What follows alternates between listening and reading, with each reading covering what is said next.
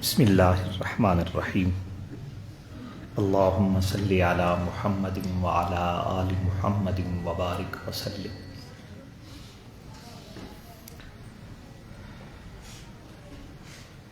اللہ رب العزت کے مقبول اور محبوب بندوں کا ذکر کرنا اور سننا یہ وہ باوقار عمل ہے جس کی برکت سے رب ذوالجلال اپنی رحمتیں نازل فرمانا شروع کر دیتا ہے۔ رحمت دو عالم صلی اللہ علیہ وآلہ وسلم نے فرمایا، عند ذکر الصالحین تنزل الرحمہ، اللہ کے پیارے بندوں کے ذکر کے وقت اللہ کی رحمت اترتی ہے۔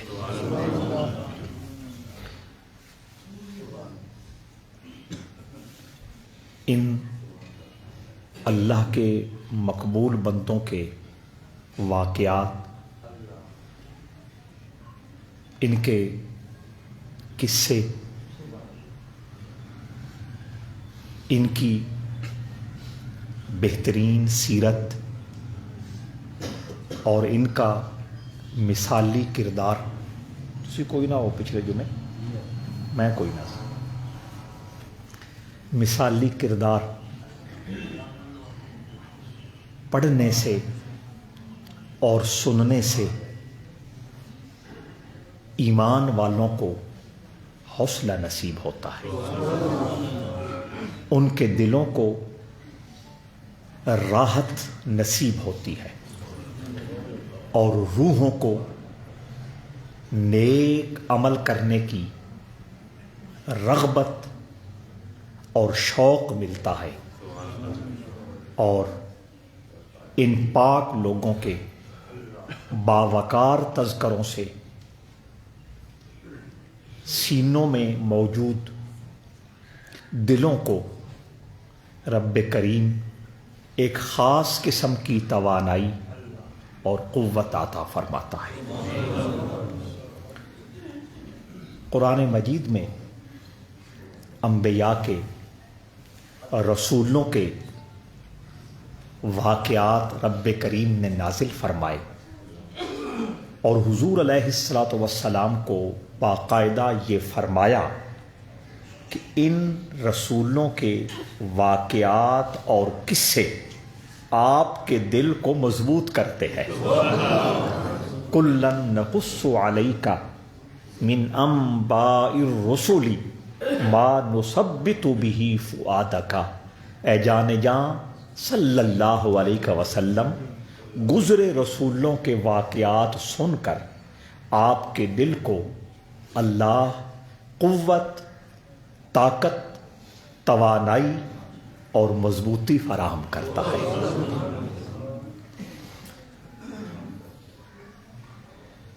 اسلامی سال کا یہ مہینہ رجب المرجب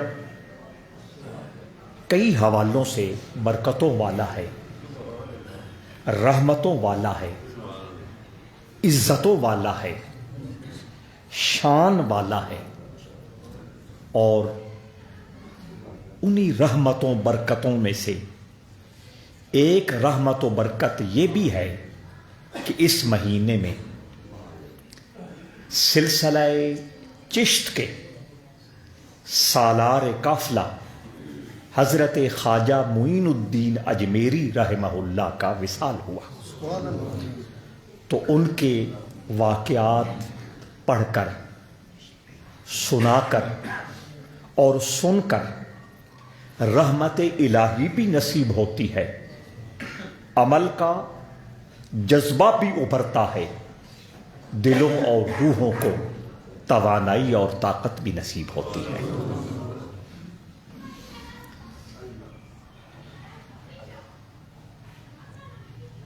حضرت خواجہ معین الدین اجمیری رحمۃ اللہ تعالی علیہ کی ذات پاک حضور کی امت کے اندر ایک بے مثل اور بے مثال شخصیت ہے.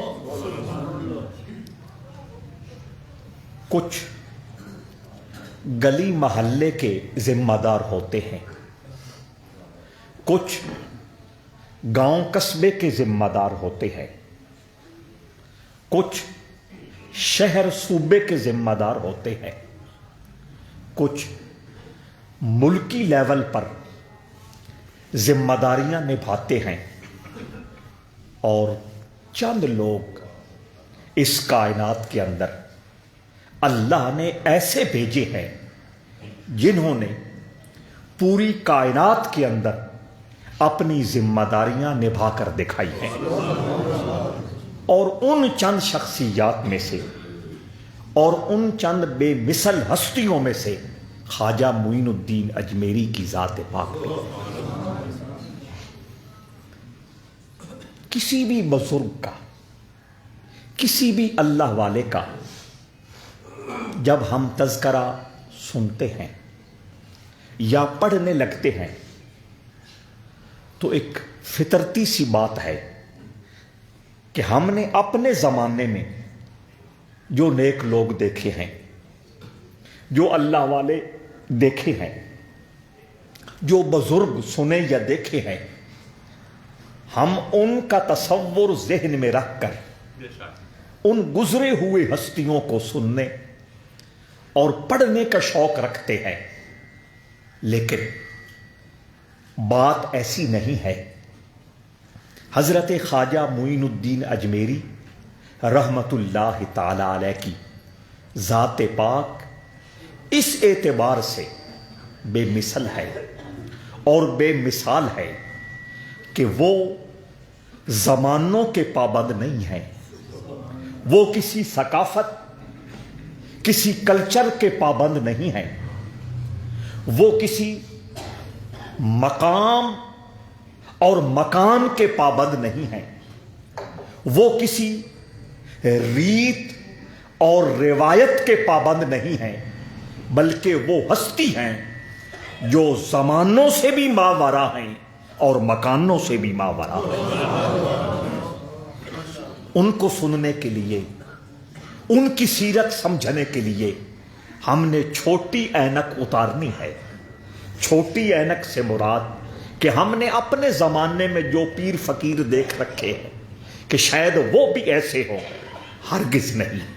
خواجہ معین الدین اجمیری رحمت اللہ تعالی علیہ کی ذات پاک سر کے بالوں سے لے کر اپنے قدموں کے تلووں تک میرے رب کی اجلی نشانی تھی. ان کی زندگی کا ایک ایک لمحہ اپنے کریم رب کی بندگی میں، اپنے مہربان رب کی عبادت میں، اس کے ذکر و فکر میں اور اس کی محبت و معرفت میں اس شان کے ساتھ گزرا ہے کہ جن کے بارے میں رب ذوالجلال نے اپنے آخری کلام میں فرمایا کہ کچھ لوگ اس دھرتی پر ایسے بھی موجود رہتے ہیں جن سے ملاقات کرنے کے لیے، جن سے ملنے کے لیے اللہ کے فرشتے بےتاب رہتے ہیں. تتنزل علیہم الملائکہ الا تخافوا ولا تحزنوا وابشروا بالجنہ التی کنتم توعدون. اللہ فرماتا ہے کہ اسے فرش زمین پر میرے ایسے بندے موجود رہتے ہیں، فرشتے جن کے پاس آ کر ملاقات کا شرف حاصل کرتے ہیں اور ان کو خوشخبریاں سناتے ہیں، ان کو بشارتیں دیتے ہیں کہ تمہیں ڈرنے کی کوئی ضرورت نہیں، تمہیں دکھی اور غمزدہ ہونے کی کوئی ضرورت نہیں. ہم اللہ کی طرف سے یہ سندیسہ، یہ پیغام اور یہ بشارت لے کے آئے ہیں. تم خوف و غم سے کی کیفیات سے بھی اونچے نکل گئے ہو اور جنت تمہارا راہ تک رہی ہے. حضرت معین الدین اجمیری رضی اللہ تعالی عنہ کی ذات اس قافلے سے تعلق رکھتی ہے، اس جماعت سے تعلق رکھتی ہے. حضرت مولا علی رضی اللہ تعالی عنہ روایت کرتے ہیں کہ رحمت کائنات صلی اللہ تعالی علیہ وآلہ وسلم نے فرمایا، علی اگر ایک بندہ بھی، خدا کا ایک بندہ بھی تیری بات سن کر، تیری مجلس میں آ کر، تیرے کردار اور اخلاق کو دیکھ کر ہدایت پا جاتا ہے تو وہ ایک بندے کی ہدایت دنیا اور دنیا کی ساری نعمتوں سے بہتر ہے۔ پھر اور کچھ بھی تیرے پاس نہ ہو، نہ سونا ہو، نہ چاندی ہو، نہ پیسے کی ریل پیل ہو، نہ گاڑیوں کی کثرت ہو، نہ کوٹھیوں کی فراوانی ہو، نہ جائیدادیں اور زمینیں تیرے نام ہو، تجھے صبح کا ملتا ہے شام کا نہیں ملتا، کوئی پرواہ نہیں ہے۔ اگر تیرے وجود سے ایک بندے کو اللہ نے ہدایت دے دی ہے تو یہ تیری کامیابی کے لیے اس دنیا میں بھی کافی ہے اور آخرت میں بھی کافی ہے۔ اور یاد رکھیں، جو حضور کی امت ہے اس کی شان بیان کرتے ہوئے اور اس کا منصب بیان کرتے ہوئے اور اس کا فریضہ بیان کرتے ہوئے اور اس کی ڈیوٹی بیان کرتے ہوئے، کوئی کسی کے پاس جائے کہ میں نوکری کرنے آیا ہوں، اسے بتایا جاتا ہے تیری یہ ذمہ داری ہے، تیری یہ ڈیوٹی ہے، اتنے سے اتنے وقت تک یہ کام کرنا ہے، اس کا یہ بدلہ اور معاوضہ ہوگا۔ حضور کی امت کی بھی ڈیوٹی ہے۔ اللہ نے انسان بنایا اور پھر سب سے بڑھ کر رسول اللہ کا غلام بنایا۔ یہ حضور کی غلامی وہ درجہ ہے، وہ شرف ہے، وہ مرتبہ اور مقام ہے جس کی تانگ لیے موسیٰ دنیا سے رخصت ہو گئے۔ حضور کی غلامی وہ مرتبہ اور شرف ہے جس کی آرزو پالتے پالتے حضرت عیسیٰ دنیا سے چلے گئے اور اللہ نے بغیر کسی استحقاق کے مجھے اور آپ کو اپنے محبوب کا غلام بنا دیا۔ جب اللہ نے یہ کرم کیا ہے، جب اللہ نے یہ فضل کیا ہے، جب اللہ نے یہ احسان کیا ہے تو پھر وہ کوئی ذمہ داری بھی سونپنا چاہتا ہے، وہ کوئی ڈیوٹی بھی ہم سے لینا چاہتا ہے۔ فرمایا کنتم خیر امہ، تم بہترین امت ہو۔ تم کیا ہو بھئی؟ اور کوئی کچھ کہتا رہے وہ الگ موضوع ہے، خالق نے کہہ دیا تم بہترین امت ہو۔ یہ الگ بات ہے کہ وقتی طور پر ہم گراوٹ کے اس مقام پہ چلے گئے، ہم تنزلی کے اس مقام پہ چلے گئے اور ہم اخلاقی اعتبار سے اس دیوالیہ پن کا شکار ہو گئے کہ ہمیں کوئی سینے کے ساتھ لگانے کے لیے تیار نہیں ہے، ہمیں اپنے ساتھ بٹھانے کے لیے کوئی آمادہ نظر نہیں آتا، ہمیں اپنے ساتھ چلنے کے لیے کوئی تیار نہیں ہے۔ لیکن اللہ نے تو فرمایا ہے کنتم خیر امہ، تم بہترین امت ہو۔ وہ بہترین امت ہونے کے جو معاملات تھے اور جو مثالیں تھیں اور جو نشانیاں تھیں اور جو تقاضے تھے وہ ہم سے روٹھ گئے ہیں، وہ ہم نے بھلا دیے ہیں، جس کی وجہ سے ہم کسی کی نظر کا تارا نہیں بن سکتے، کسی کی مہر و محبت کی چادر میں نہیں سما سکتے۔ لیکن اللہ نے تو ہمیں رسول اللہ کا غلام بنا کر اور حضور کی سیرت، حضور کا کردار اور حضور کا مثالی اسوہ سامنے رکھ کے فرمایا تھا تم میرے رسول کے طریقے کو اپنا لو، تم میرے رسول کے نقش قدم پر چلنا سیکھ لو، تم عامی نہیں رہو گے، اتنے معظم ہو جاؤ گے، اتنے مقدس ہو جاؤ گے، اتنے مکرم ہو جاؤ گے اور اتنے محتشم ہو جاؤ گے کہ یحببکم اللہ، تم اللہ کے حبیب کہلاؤ گے۔ وہ خرابی تو میرے اندر ہے، وہ کمزوری تو میرے اندر ہے، وہ خامی تو میرے اندر ہے، ورنہ اللہ نے تو اس کائنات کی ساری سرفرازی اور اس کائنات کی ساری سربلندی اور اس کائنات کی ساری سرداری کا حق مجھے دے رکھا ہے۔ فرمایا لا تہنوا ولا تحزنوا وانتم الاعلون ان کنتم مؤمنین۔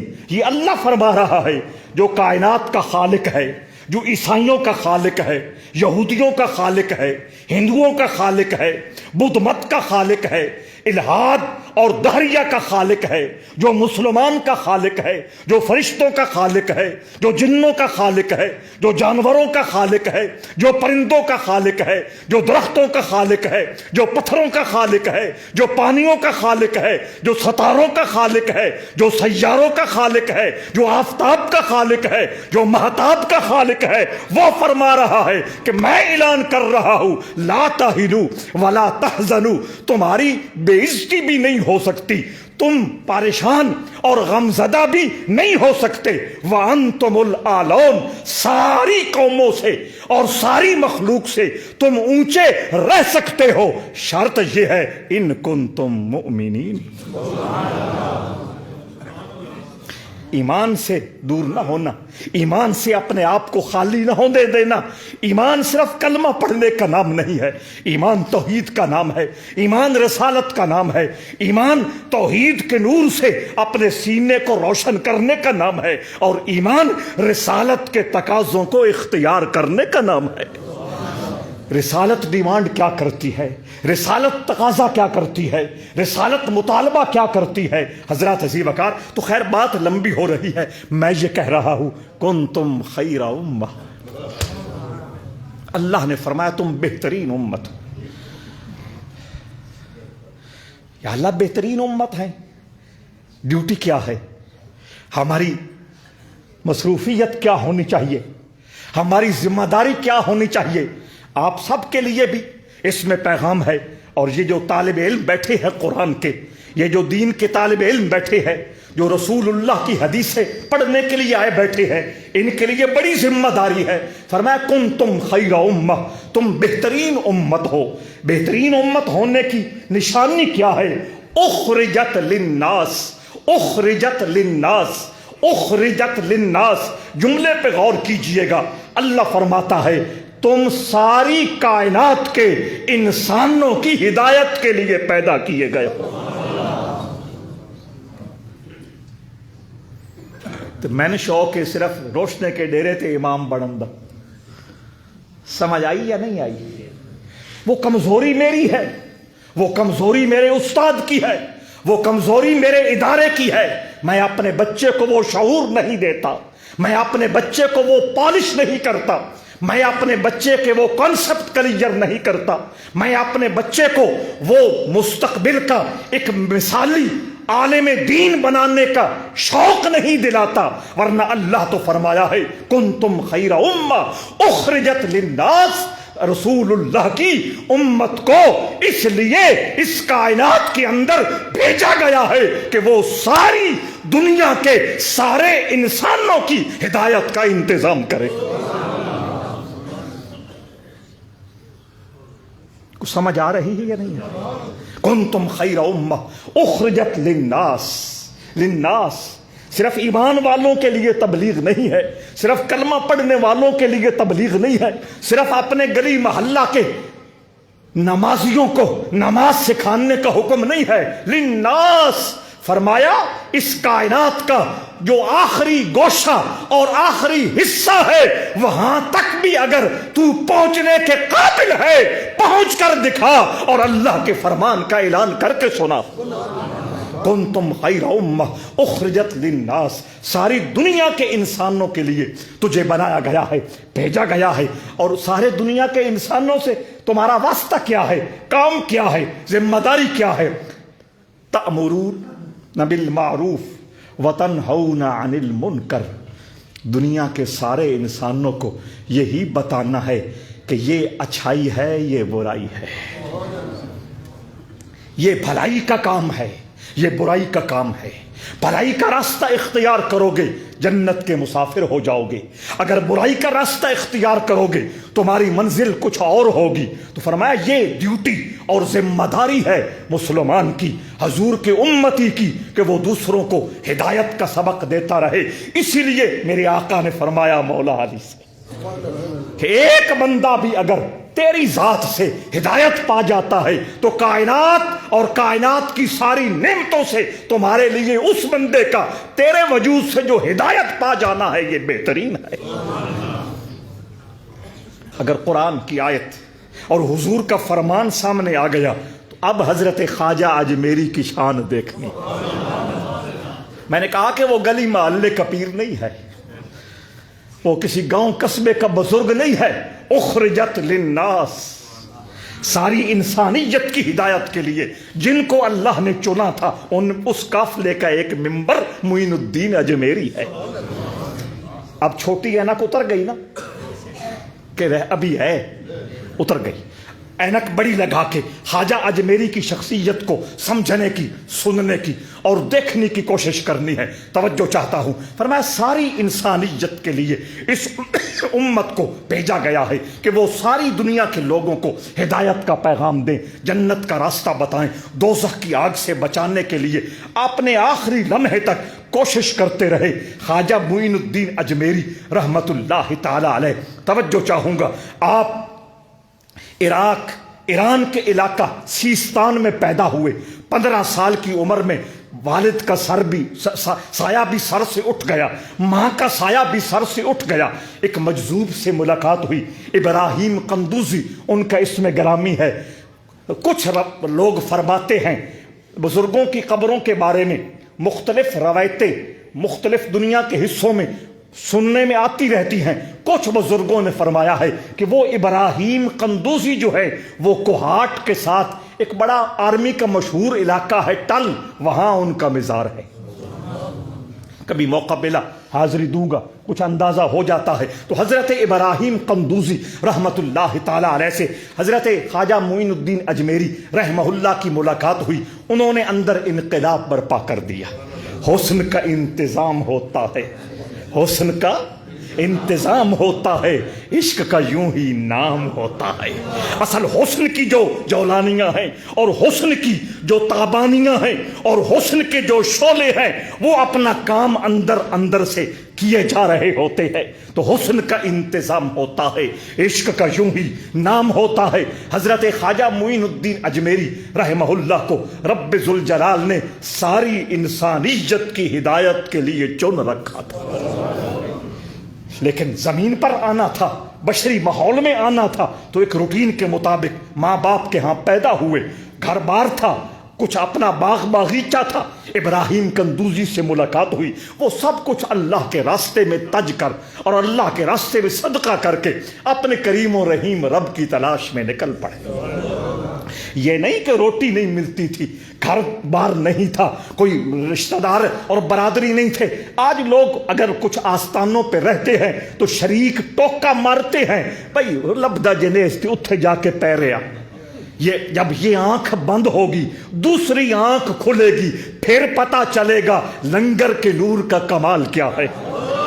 حضرات عزیز وقار, ابراہیم قندوزی نے وہ دیا سلائی سے وہ تیلی لگا دی. حضرت خواجہ اجمیری رحمت اللہ تعالی علیہ مختلف بزرگوں کی خدمت میں جاتے رہے. ظاہر ہے جسے سبزی کی تلاش ہے وہ سبزی منڈی جائے گا, جس کو فروٹ کی تلاش ہے وہ فروٹ منڈی جائے گا, اور جس کو زرعی ادویات کی تلاش ہے وہ زرعی ادویات والی دکان پہ جائے گا, جس کو کھاد کی تلاش ہے وہ میاں ظفر صاحب کی دکان پہ جائے گا, جس کو کپڑے کی تلاش ہے وہ کپڑے والی دکان میں جائے گا, اور جس نے 30 روپے کپ چائے پینی ہو, فرمان بھائی بیٹھا ہے آپ, ریٹ کاٹتا نہیں ہو گیا فرمان جی. خیر, تو جس کو جس چیز کی ضرورت ہے وہ اسی کے مطابق اپنی منزل تلاش کرے گا. اب حضرت خواجہ معین الدین اجمیری کی تلاش اللہ کا نور تھا, معرفت خداوندی تھی. اللہ رب العزت کے پیار اور اللہ رب العزت کی محبت سے اپنے سینے کو سرشاری اور شادابی فراہم کرنی تھی. وہ کپڑے کی دکان سے نہیں, وہ سپیر پارٹس کی دکان سے نہیں, وہ میڈیسن کی دکان سے نہیں, وہ سبزی فروش سے نہیں, وہ بزاز اور کپڑا فروش سے نہیں, وہ کسی فروٹ منڈی سے نہیں, وہ اسی منڈی سے ملنی ہے جس منڈی میں کوئی اللہ والا عشق کا سودا لے کے دکان کھول کے بیٹھا ہے. مختلف بزرگوں کی زیارت کا موقع ملا, مختلف بزرگوں سے ملاقاتیں ہوئیں. آپ نے ایران کے شہر خرقان میں بھی 2 سال گزارے ہیں، آپ نے ایران کے شہر استر آباد میں بھی قیام کیا ہے، آپ نے ایران کے شہر اصفہان میں بھی قیام کیا ہے۔ شیخ محمود اصفہانی بہت بڑے بزرگ تھے، اللہ والے تھے۔ حضرت خواجہ اجمیری ان سے جب ملاقات کرتے ہیں وہ جان گئے یہ کوئی جوہر آیا ہے۔ ظاہر ہے جوہری ہی جوہر کو پہچان سکتا ہے، جوہر ہی جوہر کو پہچان سکتا ہے، عامی نہیں پہچان سکتا۔ کتنے دن پاس رکھا، توجہ چاہتا ہوں، بھرپور توجہ چاہتا ہوں۔ اسی شیخ محمود، یہ جو میں نے کتاب لکھی ہے سفر نامہ، معظم آباد والوں کو تو توفیق نہیں ہوئی نہ لینے کی نہ پڑھنے کی، اور ہونی بھی نہیں ہے، وہ اس کے اندر اصفہان کا تذکرہ موجود ہے۔ حضرت شیخ محمود اصفہانی رحمت اللہ تعالی علیہ کے پاس جب آپ رکے ہوئے تھے، ٹھہرے ہوئے تھے، وہیں دلی کا بیتاج بادشاہ قطب الدین بختیار کاکی بھی سوالی کی صورت میں محمود اصفہانی کی چوکھٹ پہ گرا ہوا تھا۔ جب خواجہ اجمیری کو دیکھا کہا میری منزل تو یہ ہے، میری منزل تو یہ ہے۔ اللہ اکبر۔ ایک رات چپکے سے خواجہ معین الدین اجمیری کی حجرے میں قطب الدین بختیار کاکی داخل ہو گئے اور اپنی خواہش کا اظہار کیا۔ خواجہ اجمیری نے قبول فرما لیا، محبت سے ماتھا چوما، سینے پہ دست شفقت رکھا، توجہ چاہتا ہوں، اور اپنا کرتا جس پہ کتنے پیوند لگے ہوئے تھے اتار کے بطور تحفہ عنایت فرما دیا۔ ماتھا بھی چوما، سینے پہ دست شفقت بھی رکھا، اور اپنا کرتا اتار کر حضرت قطب الدین بختیار کاکی کو دے دیا۔ اس قطب الدین بختیار کاکی نے بھی اس کرتے کو کرتا نہیں سمجھا۔ کچھ سمجھ آؤندی پئی گل یا ہنجے پیراں پیتیوں لائے آدھے ہو تسی کہتے رہو، یہ آنکھ بند ہوگی پھر سمجھ آئے گی کون کس راہ کا راہی تھا اور کس منزل کا متلاشی تھا۔ بھرپور توجہ چاہوں گا۔ حضرت بختیار کاکی نے اس کرتے کو، اس قمیض کو، اس چگے کو چگا نہیں سمجھا، انہوں نے سینے کے ساتھ لگا کے ہمیشہ رکھا۔ جب آخری وقت آیا بابا فرید الدین کو عطا کیا، بابا فرید الدین نے بھی اس کو سینے کے ساتھ لگا کے رکھا۔ آخری وقت آیا حضرت نظام الدین اولیاء کو ملا، حضرت نظام الدین اولیاء بھی اس کو کبھی سر پہ رکھتے، کبھی آنکھوں پہ رکھتے، سینے پہ رکھتے۔ آخری وقت آیا چراغ دہلی کو ملا، چراغ دہلی نے جب آخری وقت آیا فرمایا اب اس کرتے کی حفاظت کرنے والا اس معیار کا نہیں ہے، کوئی نہیں ہے جو مجھے اللہ نے معیار دیا تھا، میرے ساتھ قبر میں دفن کر دینا۔ اللہم صلی علی محمد وعلی آل محمد وبارک وسلم۔ خیر بات کیا ہو رہی تھی؟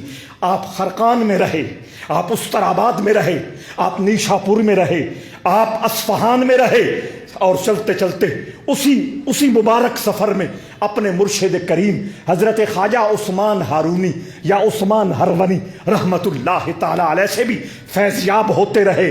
2 سال 2.5 سال کی روایت درست نہیں ہے، بہت توجہ چاہوں گا۔ گلی محلے کے لٹ باز اور چمٹا دار عامل کی بات نہیں ہو رہی، ہند الولی کی بات ہو رہی ہے، کائنات کے تاجدار کی بات ہو رہی ہے۔ معین الدین اجمیری جس کا سینہ پہلے ہی اتنا پاک ہے، اتنا ستھرا ہے، اتنا شفاف ہے کہ شیخ محمود اصفہانی جیسا ولی کامل پہلی نظر میں تاڑ جاتا ہے کہ یہ کس معراج پہ بیٹھا ہے۔ یہ معین الدین اجمیری 2.5 سال نہیں، پورے 20 سال سائے کی طرح اپنے پیر کے قدموں پہ گرے رہے۔ کچھ سمجھ آ رہی ہے یا نہیں؟ لوگ کہتے ہیں دوسرے پھیرے میں خلافت مل جائے، تیسرے پھیرے میں نذرانہ بھاری کر دیا جائے، خلافت مل جائے گی۔ یہ کیا بکواس ہے حضرات عزیز وقار، یہ کیا تماشا ہے؟ توجہ چاہتا ہوں، یہ کیا ڈرامہ ہے؟ حضرت خواجہ معین الدین اجمیری جو ماں کے حوالے سے بھی سید زادہ ہے، باپ کے حوالے سے بھی سید زادہ ہے، عین جوانی میں اللہ کی معرفت کی شراب پینے کے لیے گھر چھوڑا، بار چھوڑا، جائیداد چھوڑی، علاقہ چھوڑا، ملک چھوڑا، در در کی خاک چھینی، وہ بھی 20 سال اپنے مرشد کے قدموں پہ گرا ہے۔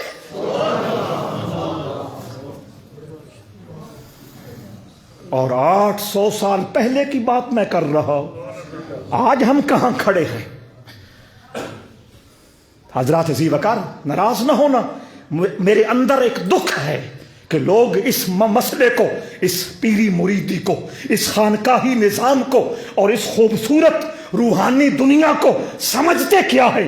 ہمارے پاس اگر کوئی آئیڈیل ہے تو وہ خواجہ اجمیری کی ذات ہے، اگر مثال ہے تو قطب الدین بختیار کاکی کی ہستی ہے، اگر کوئی مثال ہے بابا فرید کی شخصیت ہے، کوئی مثال ہے نظام الدین اولیاء کی ہستی ہے، کوئی مثال ہے چراغ دہلی کی ہستی ہے، کوئی مثال ہے شاہ رکن عالم کی ہستی ہے، کوئی مثال ہے بہاؤالدین نقشبند کی ہستی ہے، کوئی مثال ہے پیران پیر شیخ عبد القادر جیلانی کی ہستی ہے، کوئی مثال ہے تو شمس الدین سیالوی کی ذات ہے۔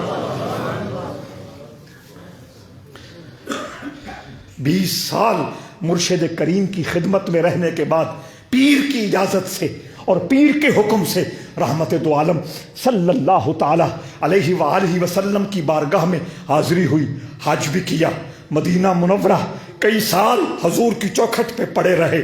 آخر رحمت دو عالم صلی اللہ علیہ وآلہ وسلم نے فرمایا، معین الدین، تمہیں اللہ نے جن لوگوں کی ہدایت کے لیے اس کائنات کے اندر بھیجا ہے وہ ہندوستان کا ملک ہے۔ بہت توجہ، پڑھے لکھے لوگ جلدی سمجھ جائیں گے، طالب علم زیادہ جلدی سمجھنے کی کوشش کرے، باقی لوگوں کے اگر سر سے اوپر بات گزرتی ہے تو چند منٹ گزرنے دیں، کوئی حرج نہیں ہے، بہت سو کا فائدہ ہو جائے گا۔ اس وقت جب حضرت خواجہ معین الدین اجمیری کو ہندوستان بھیجا گیا، اس وقت ہندوستان کی حالت کیا تھی؟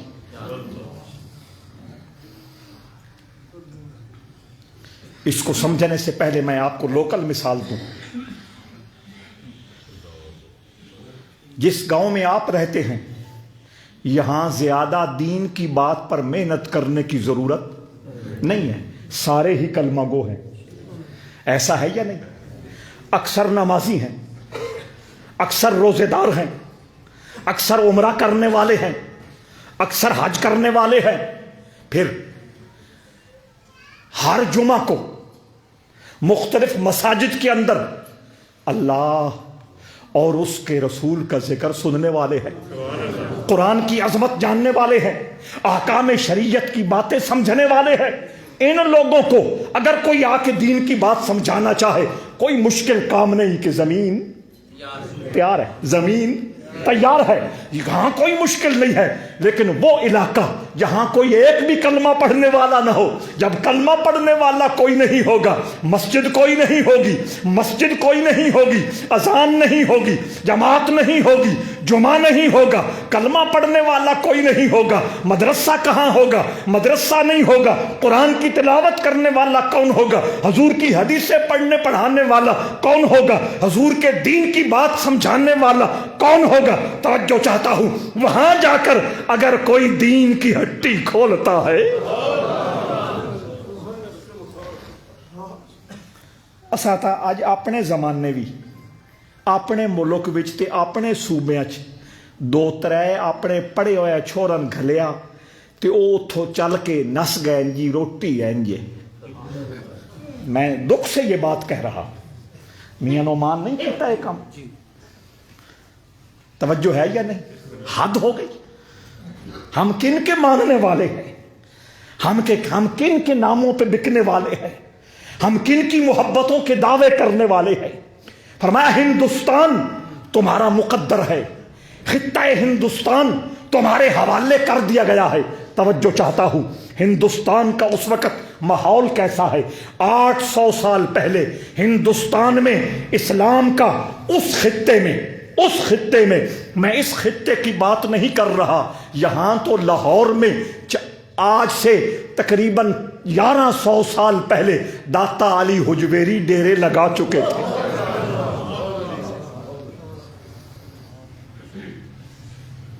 ایک سڑی ہوئی گل کر لوا، تاریخی گل ہے، اعتراض نہیں ہے، خواجہ اجمیری کا مقام سمجھانا ہے۔ جس طرح میں نے کہا کہ معظم آباد کی زمین تیار ہے، یہاں آ کر اگر کوئی دین کا درخت اگانا چاہتا ہے اس کو زیادہ محنت کی ضرورت نہیں ہے۔ 17 بار سلطان محمود غزنوی افغانستان سے ہندوستان پر حملہ آور ہوا، لاہور کے راستے آتا تھا، سینکڑوں سید، سینکڑوں عالم، سینکڑوں بزرگ اس کے قافلے میں آتے، لاہور کی زمین تیار ہو گئی تھی، اور وہاں کتنوں نے ڈیرا لگانا بڑا مناسب سمجھا۔ میں اعتراض نہیں کر رہا، ایک ہسٹری عرض کر رہا ہوں، ایک تاریخ بیان کر رہا ہوں کہ وہاں کلمہ پڑھنے والے بھی ملتے ہیں، توجہ ہے، وہاں ہاتھ چومنے والے بھی، وہاں قدم بوسیاں کرنے والے بھی، وہاں ہر قسم کی خدمتیں کرنے والے بھی ملتے ہیں، وہاں رہنا آسان ہے۔ لیکن خواجہ اجمیر لاہور آئے، چند مہینے قیام کیا، تب ہی تو نکلتے وقت کہا تھا گنج بخش، فیض عالم، مظہر ناکساں را پیر کامل۔ قیام رہا، چند مہینے قیام رہا، لیکن فطرت نے یہ بات سمجھا دی کہ میری ڈیوٹی اس جگہ ہے جہاں زمین بھی تیار کرنی ہے۔ یہ دین کے طالب علم اس نقطے کو سمجھنے کی کوشش کریں، اللہ کا پیغام پہنچانے کے لیے، رسول اللہ کا فرمان پہنچانے کے لیے، دین حق کا نوری سلام پہنچانے کے لیے اگر جگراتا آتا ہے، گرمی کی تکلیف آتی ہے، سردی کی مشقت آتی ہے، دال خوری کرنا پڑتی ہے، گرم بستر سے بیزاری ہوتی ہے، چھٹیوں کے معاملے میں کوئی پریشانی ہوتی ہے، خرچے کے معاملے میں کوئی امتحان ہوتا ہے، استاد کی جائز ناجائز سختی کا معاملہ آتا ہے، ان طالب علموں کا یہ فرض عین ہے کہ وہ خواجہ اجمیری کی صورت کو سامنے رکھیں۔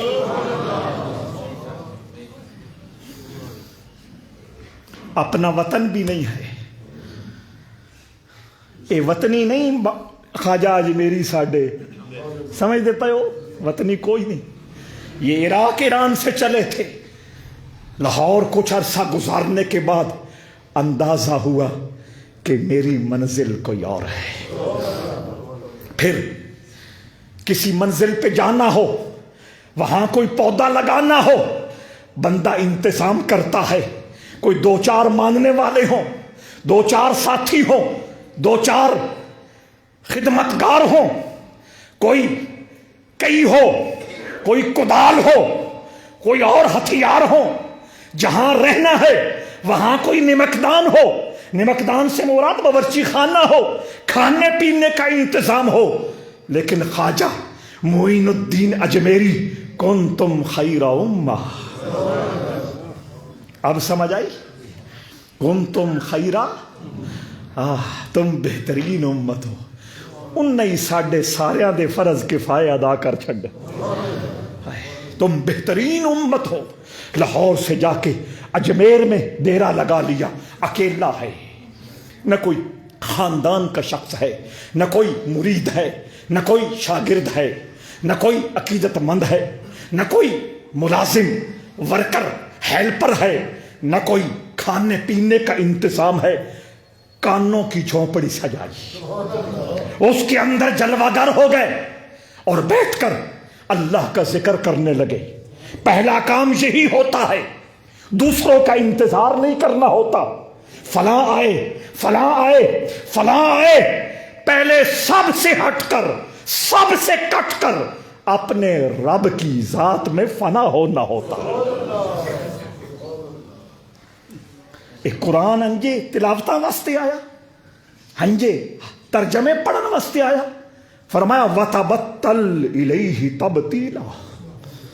حافظ صاحب، محمود صاحب، یا ایھا المزمل قم اللیل الا قلیلا نصفہ او انقص منہ قلیلا او زد علیہ ورتل القرآن ترتیلا وتبتل الیہ تبتیلا۔ یہ میرا قرآن بول رہا ہے، سورت مزمل پڑھنی ہے۔ کیوں پڑھنی ہے؟ مرید آنے شروع ہو جائے، سورت مزمل پڑھنی ہے۔ اولاد ہو جائے، سورت مزمل پڑھنی ہے۔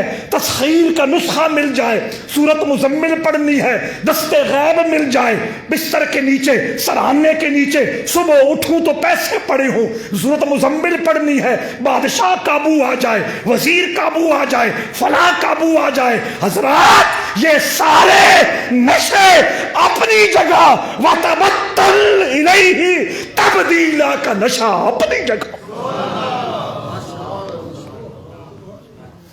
کوئی سمجھ آ رہی ہے یا نہیں؟ اللہ خود مطالبہ کر رہا ہے، ہر چیز سے کٹ کر میرا ہو جا۔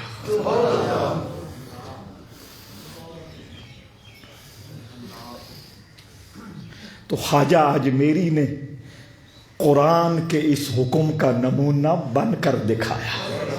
یہی فرق ہے نا، 6666 آیتیں ہیں قرآن کی، کچھ آیتوں پر والدین عمل کرتے ہیں، کچھ آیتوں پر اولاد عمل کرتی ہے، کچھ آیتوں پر بادشاہ عمل کرتے ہیں، کچھ آیتوں پر رعایا عمل کرتی ہے، کچھ آیتوں پر امیر عمل کرتے ہیں، کچھ آیتوں پر غریب عمل کرتے ہیں، کچھ آیتوں پر استاد عمل کرتے ہیں، کچھ آیتوں پر شاگرد عمل کرتے ہیں، کچھ آیتوں پر زمیندار عمل کرتے ہیں، کچھ آیتوں پر خدمتگار عمل کرتے ہیں، اور کچھ آیتوں پر پیر سیال عمل کرتے ہیں۔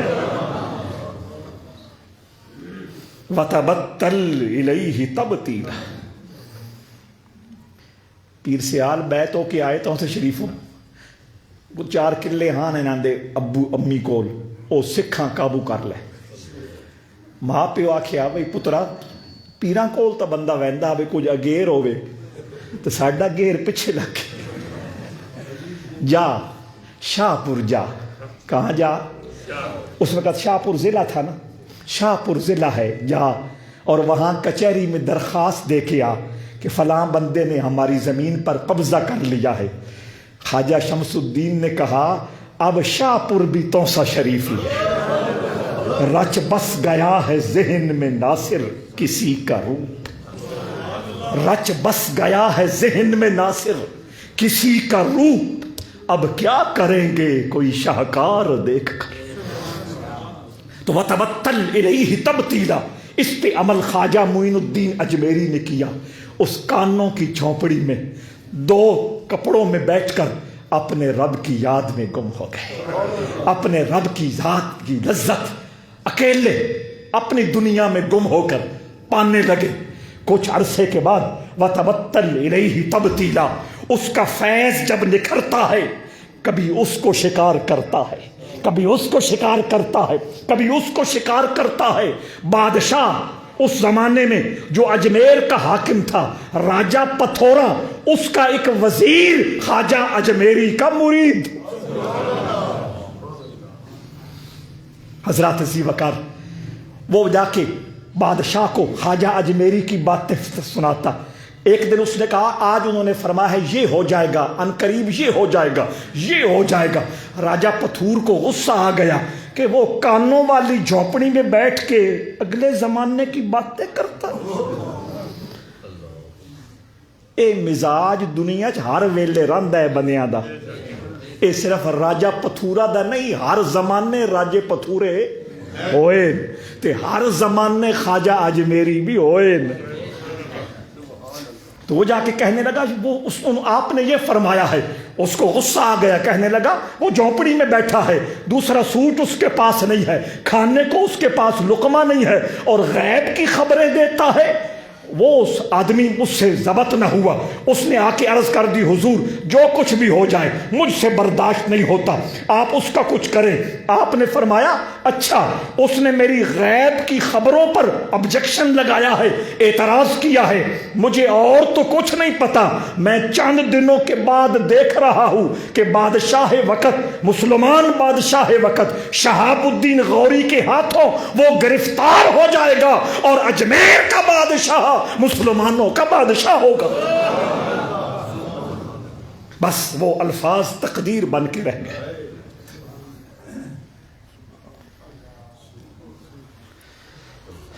توجہ بھائی، اللہم صلی علی محمد وعلی آلہ، کو مہمانوں سے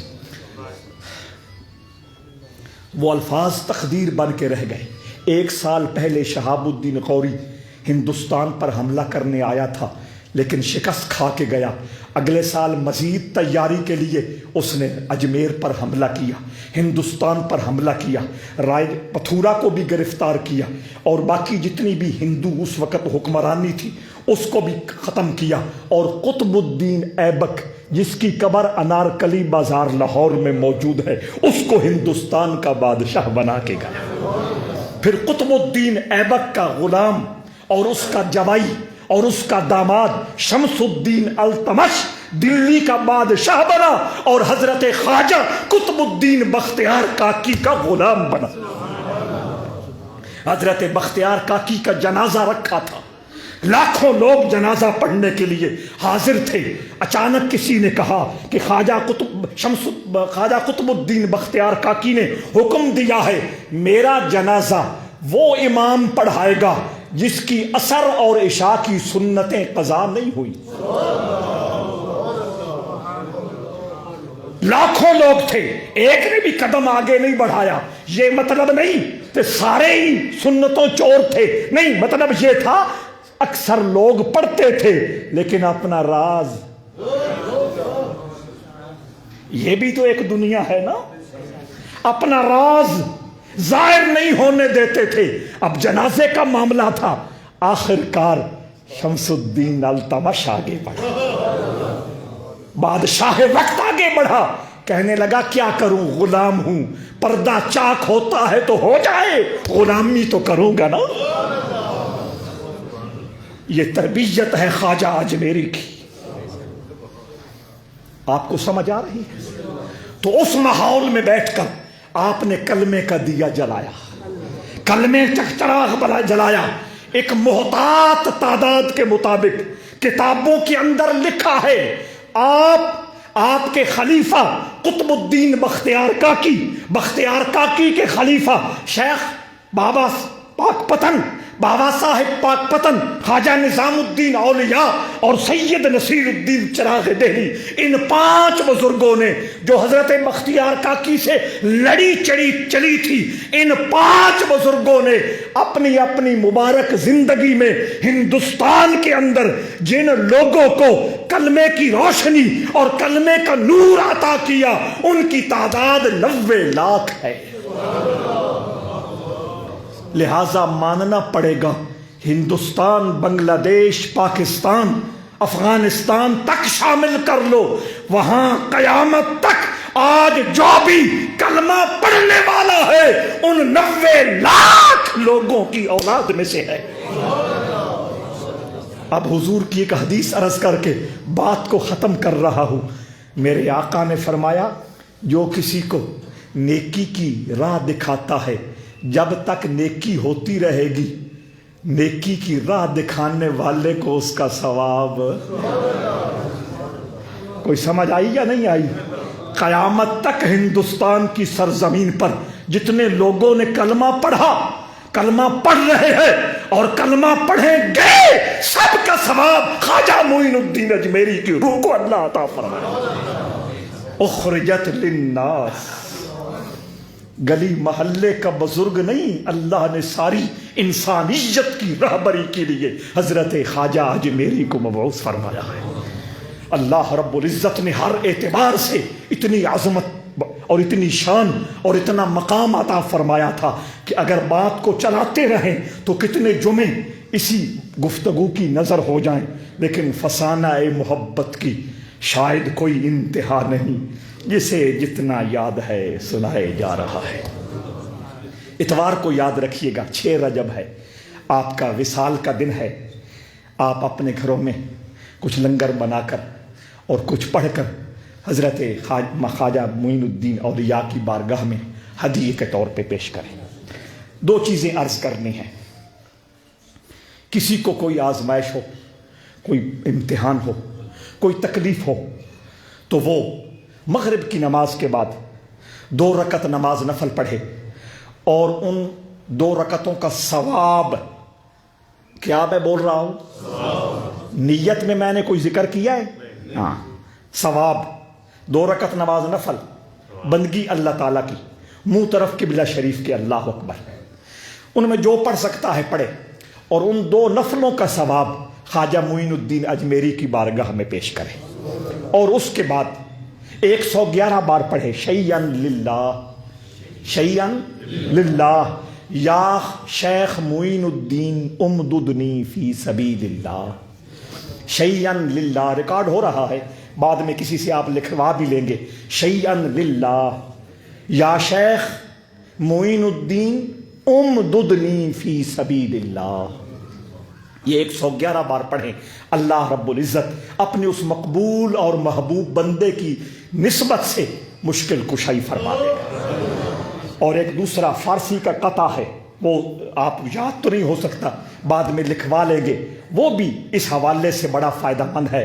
بگرداب بلا افتادہ کشتی، ضعیفان شکستہ رات و پشتی، بحق خواجہ عثمان ہارونی، مدد کن یا معین الدین چشتی۔ میں اس کا معنی بتا سکتا ہوں، اگر آپ کو معنی بھی آ گیا تو کام چل جائے گا۔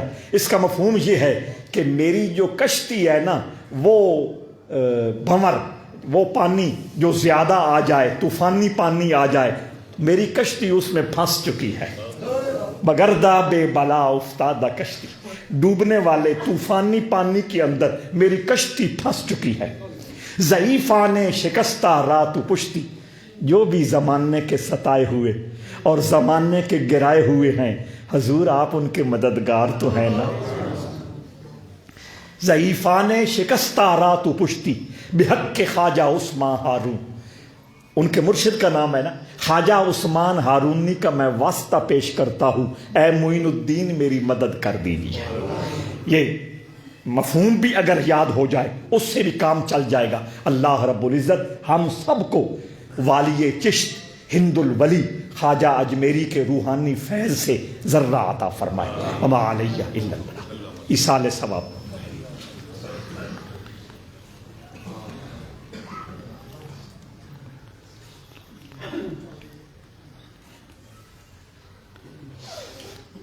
اعجاز اکرم ہنجرا، وہ بھی اس ہفتے اس دنیا تو رخصت ہوئے۔ سیٹھ مقصود ہوراں دے گھر بھی 2 فوتگیاں ہوئیاں، سپیشلی انہاں واسطے، باقی ساری امت واسطے، اور موضوع آباد دے سارے دنیا تو جانے والے واسطے ایصال ثواب اور مغفرت دی دعا۔